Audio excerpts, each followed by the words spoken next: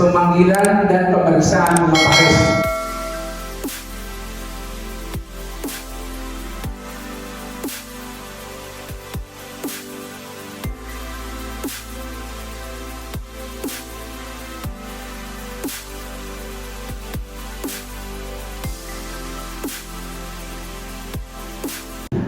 Untuk proses pemanggilan permohonan tadi ada beberapa dasar atau konsideran.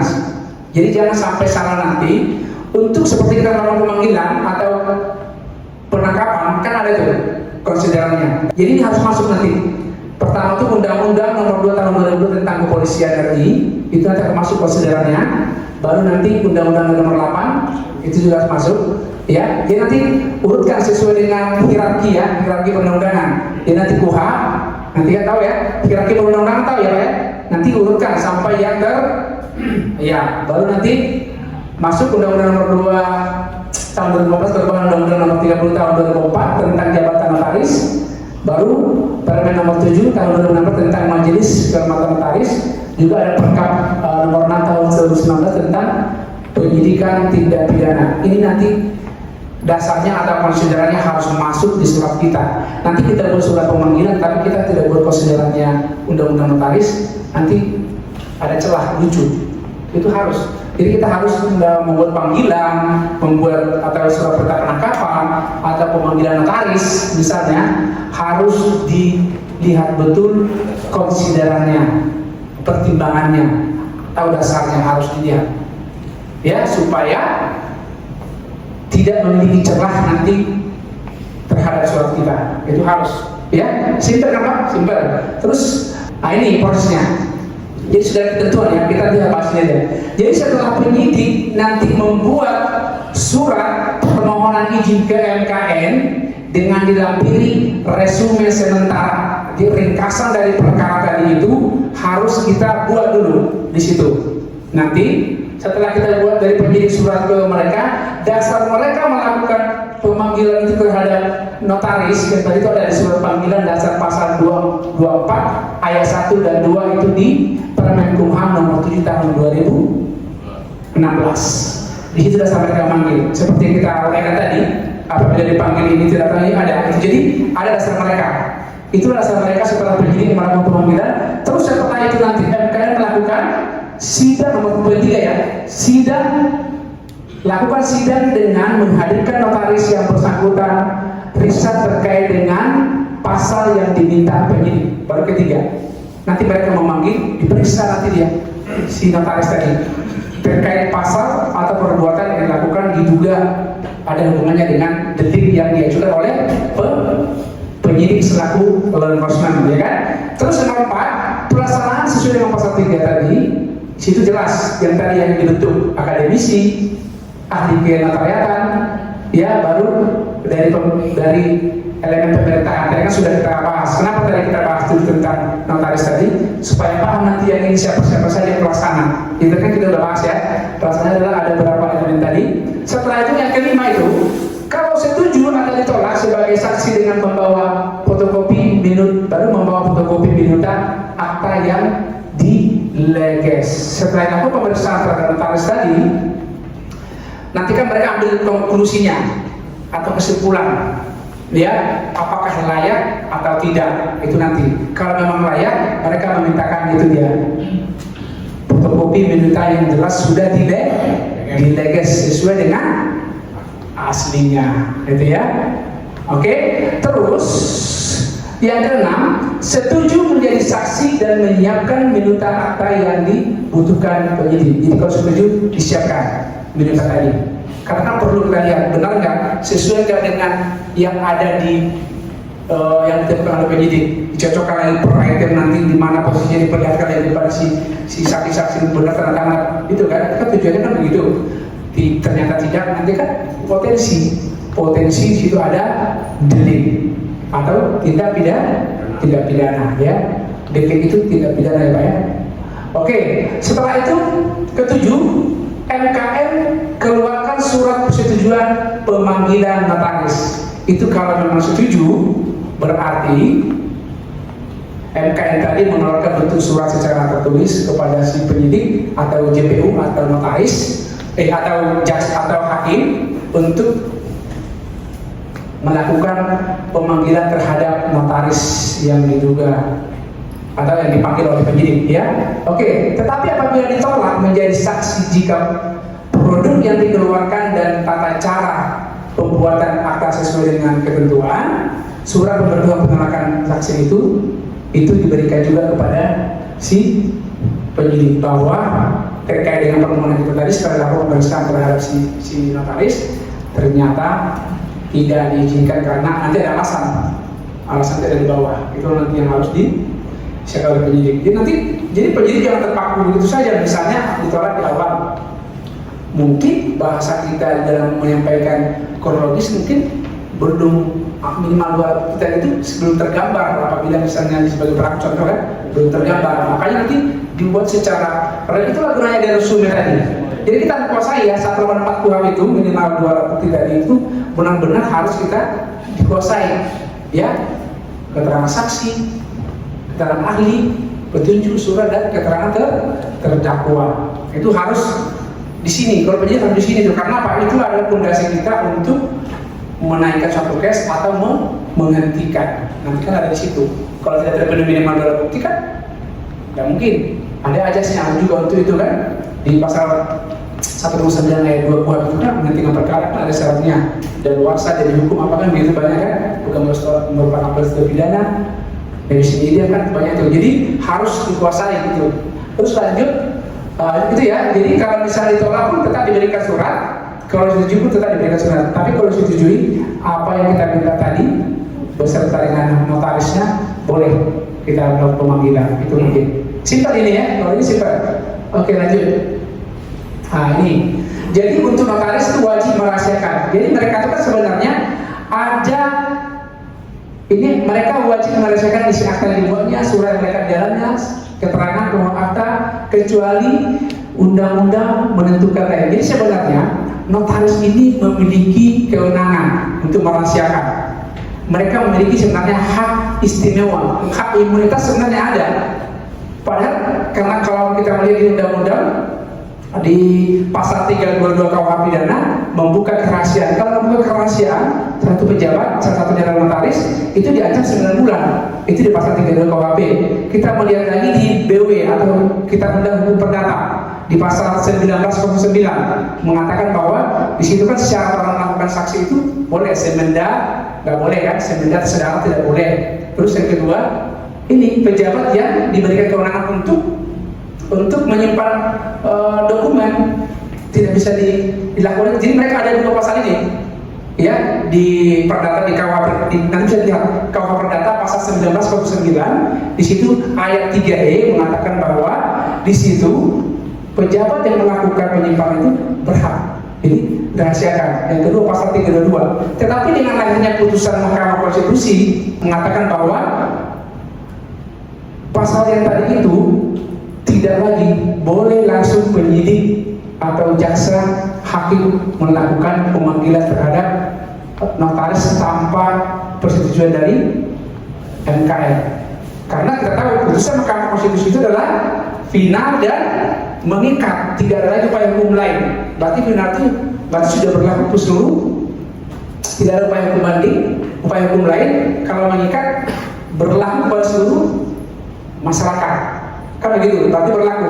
Tetapi di situ berarti hilang hak istimewanya dengan pasal yang tadi sebenarnya dengan ada SMK karena sudah diuji. Tetapi dengan lahirnya lagi undang-undang ini perubahan tadi yang sekarang dikembalikan lagi kewenangan untuk pemanggilan notaris itu harus melalui MKM. Itu sejarahnya sebenarnya. Nanti bisa dilihat nanti Pak, itu sejarahnya. Sebenarnya mereka memiliki hak istimewa sebenarnya untuk, maka selama ini kan mereka memiliki hak istimewa, hak imunitas di pasal 322 KUH Perdata pasal 1909 ayat 3 katakan. Itulah selama ini dalilnya akhirnya dilakukan judicial review, lahirlah putusan MK mengatakan bahwa pemanggilan dilakukan oleh notaris penyidik tidak lagi melalui MK iya MKM. Tetapi dengan perubahan undang-undang sekarang ini berapa sekarang? Yang terbaru perubahannya yang tahun 2015 di pasal 66 pemanggilan mereka itu notaris harus melalui MK. Iya, itu dia.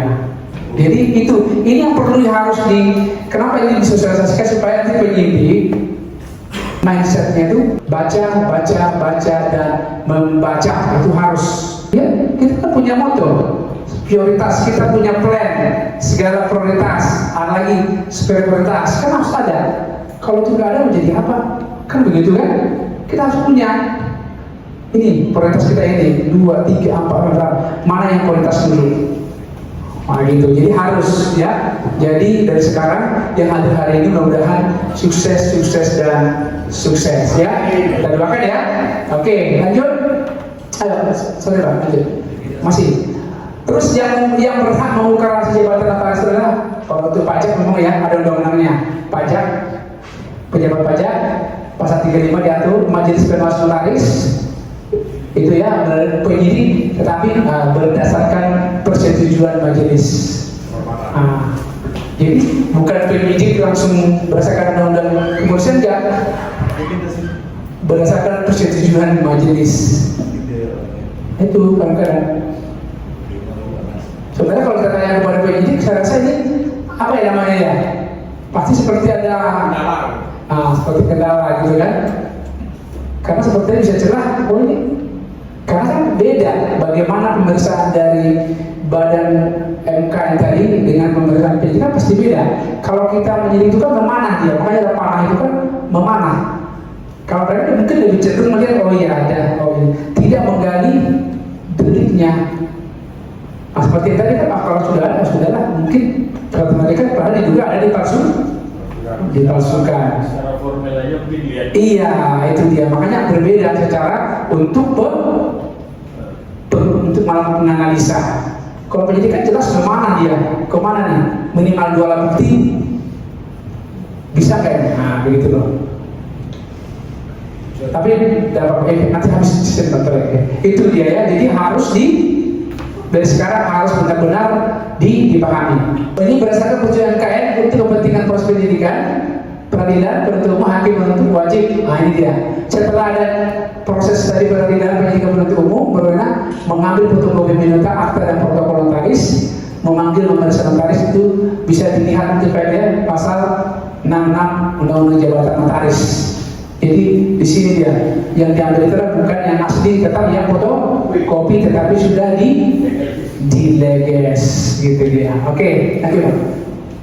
Berdasarkan persetujuan pihak dalam akta secara langsung ini dia pihak dalam akta kuasanya orang yang berkepentingan, orang yang memperoleh hak ahli waris. Itu kalau pengambilan langsung. Jelas ya kalau secara formil orang yang berkepentingan atau ahli waris itu kan formilnya pasti ada. Misalnya orang tua pasti urus dulu sebagai ahli waris itu untuk melengkapi formil ya. Kalau secara langsung tahap isi akta telah diumumkan dalam temuan berita acara negara dan mengangkat menjadi objek perkara peradilan sidang terbuka. Oke, lanjut. Itu singkat ya. Tata cara pemeriksaan. Ini tadi sudah kita bahas juga tadi ya. Ketua MKRW membentuk MP, tadi sudah dibentuk dari 7 orang tadi kan elemen ya. Baru nanti berwenang memeriksa penolakan ini masuk. Tadi sudah kita bahas. Lanjut. Pak. Oke, pemeriksaan. Tadi tahap permohonan, ini pemeriksaannya. Untuk pemeriksaan, MP melakukan pemanggilan terhadap notaris berdasarkan adanya permohonan tersebut. Pemanggilan dilakukan oleh surat yang terdiri oleh, udah tadi notaris itu harus wajib hadir.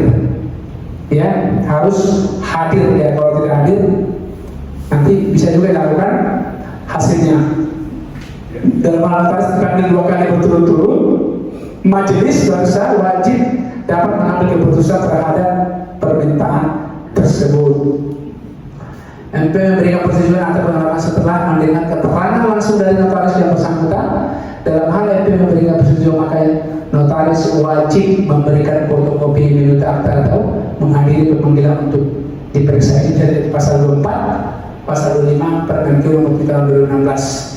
Jadi kalau sudah berikan persetujuan terhadap notaris tadi itu wajib minuta dari yang fotokopi sudah dileges harus dibawa dan juga diberikan izin kepada notaris untuk untuk diperiksa aja lah. Syarat pemberian persetujuan ini syaratnya. Tadi juga sudah kita bahas juga tadi kan. Di sini adalah kepentingan peradilan itu dalam pemanggilan notaris atau permintaan fotokopi permintaan akta dengan syarat adanya dugaan tindak pidana berkaitan dengan pelaksana jabatan notaris. Jadi memang harus benar-benar ada hubungannya dengan jabatannya membuat akta tadi. Apakah akta ini dibuat dikurangi atau mungkin penomorannya mungkin dikatakan mundur atau bagaimana, potensi kan banyak tuh, atau tanpa dihadirkan kedua pihak dibuat bagaimana, nanti kan penyidik yang memahami itu. Nanti kalau ada hubungannya dengan jabatan notaris berarti itulah salah satu syarat untuk melakukan pemanggilan. Kedua, belum gugur hak menuntut berdasarkan ketentuan dan tanda luarsa dan peraturan perundang-undangan di bidang hukum pidana. Kita lihat dari luarsa di pasal 78 ya. Di situ diatur supaya nanti kita jangan memanggil notaris nanti menjadi kita dinilai tidak menguasai regulasi. Lanjut, adanya penyangkalan keabsahan tanda tangan dari salah satu pihak atau lebih. Mungkin dalam hal proses penyidikan kita tadi seperti tadi ya, salah satu pihak membantah tanda tangan itu wajib. Yang kelima, adanya juga notaris melakukan pemunduran tanggal pasal 26, 27 Permen 27. Kadang-kadang kan situasi membuat, bro, mana kasih, oke, sini lihat ini, oke di hotel ini, misal contoh di hotel ini dibuat lupa, lewat waktu berjalan penomoran lupa, akhirnya tanggal mundur, bisa saja. Nah ini potensi. Jadi harus ada hubungannya dengan produk yang dikeluarkan oleh notaris yang bersangkutan. Terus tadi Pak, penyidikan, nah ini di pasal 6 tadi, untuk kepentingan proses penyidikan, peradilan, untuk umum atau hakim persetujuan majelis kehormatan hakim berwenang mengambil fotokopi permintaan, udah tadi ya, memanggil notaris untuk hadir pemeriksaan yang berkaitan dalam hal akta protokol. Jadi bukan hanya di proses penyidikan saja, kalau jaksa pun memanggil atau dalam tahap proses persidangan itu boleh. Nanti tetap sama prosesnya melakukan pemanggilan terhadap notaris. Oke, lanjut. Sistematika peradilan pidana adalah tahap penyidikan atau kepolisian, penuntutan jaksa, tahap pemeriksaan pengadilan hakim, tahap pelaksanaan putusan eksekusi kejaksaan dan lembaga permasyarakatan. Itu sistematis tahapan. Ya penyidikan proses kepolisian, bisa juga mana jaksa, ada juga penuntutan jaksa, baru eksekusi atau untuk pemeriksaan tahap peradilan hakim. Untuk eksekusi siapa biasa? Eksekusi. Untuk eksekusi putusan pengadilan pidana, tim eksekusi. Iya, jaksa penuntut umum, ya. Tapi dibantu nanti pihak dari lapas kan DLP nanti dilakukan penahanannya kan terpidana ya. Oke, lanjut. Nah ini. Majelis Kehormatan Notaris wilayah mempunyai tugas melakukan pemeriksaan terhadap permohon yang diajukan oleh penyidik.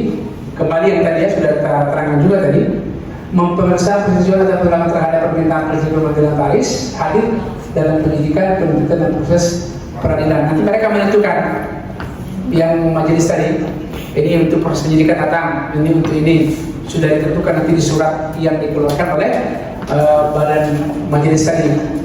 Itu bisa dilihat di Permen Q nomor 7 tahun 2016. Lanjut Bang. Penyelidikan atau penyidikan pasal 20. Ini tadi juga sudah kita bahas ya. Kewenangan Majelis Kehormatan Wilayah berdasarkan keputusan rapat Majelis Kehormatan Notaris wilayah meliputi pemeriksaan notaris ya yang diminta persetujuan kepada majelis. Ini sudah kita bahas sebelumnya ya. Oke lanjut. Nah ini solusi. Pada saat ini permintaan keterangan klarifikasi kepada staf kantor notaris. Jadi kalau ini kan kita punya teknik lidik, interview, wawancara ya, surveillance, apalagi banyak, ada 5 aja ya. Interview, surveillance, undercover itu banyak ya, boleh caranya. Salah satunya adalah kalau tahap lidik itu boleh kita datang ke staf kantornya, mungkin dulu pendekatan mungkin ke karyawannya itu kan, stafnya ngobrol. Itu biasa kita untuk memahami case yang kita pegang. Baru keterangan dari para pihak yang ada di akta, mungkin siapa saja yang ada dalam akta tadi ya, 12 pihak yang melakukan hubungan hukum tadi, boleh itu di interview dulu, mengumpulkan dokumen tersebut dari para pihak, saksi. Jadi dokumen atau surat yang berkaitan dengan apa boleh kumpulin semua. baru bersurat kepada MKMB jawaban diterima atau tidak yang keterangan sama seperti tadi. Jadi dalam tahap proses lidik pun kita boleh di sini. Jadi nggak mesti harus sidik, lidik pun boleh. Tapi kan karena kita mungkin biar lebih apa ya, udah politisi mungkin lebih dalam apa sidik, kadang-kadang begitu. Tapi kan untuk membuat terang suatu bilik ini kan perlu juga kita dari itu, bagaimana menggali dulu dari notarisnya apa gitu kan, harus. Lanjut. Pada saat sidik sama, jadi pada saat sidik itu sama saja sebenarnya. Hanya bedanya ini sudah pro justisia tahap sidik. Untuk permohonan itu sama.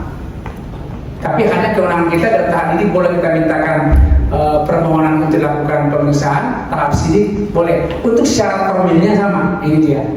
Terus untuk memanggil majelis kehormatan notaris wilayah menjadi saksi boleh. Nanti boleh dipanggil, nggak apa-apa. Misalkan yang mengeluarkan untuk kita mendalami lagi, panggil untuk diperiksa. Bagaimana tahap mereka melakukan pemeriksaan? Karena kan dalam hal melakukan pemeriksaan mereka lebih cenderung tadi ke formil tadi kan formil. Tapi kita bagaimana mereka melakukan itu kita boleh tanya, panggil mereka tanya, istiatur. Dan juga ada upaya hukum lain atau ajas hukum fiktif positif dan fiktif negatif. Kalau ajas hukum fiktif positif fiktif negatif kita biasa kenal di betul. Jadi dalam putusan di betul ini misalnya dilakukan upaya hukum atau permohonan upaya hukum kepada pejabat, misalnya digugat di pejabat, tapi mereka tidak memberikan jawaban apapun, stuck dia tidak dengan jawaban, boleh lakukan ajas hukum ini, ajas fiktif, positif, fiktif, negatif. Jadi ini ajasnya ini adalah apabila dilakukan pergugatan ke petun, digugat kan ada tuh permohonan, ada duplik, replik sampai kesimpulan keputusan, tapi tidak ada perlawanan dari si pemerintah ke pejabat dari atas apa yang digugat tadi, itu boleh ini ajasnya. Jadi ajas fiktif positif dan fiktif negatif ini dikenal di petun.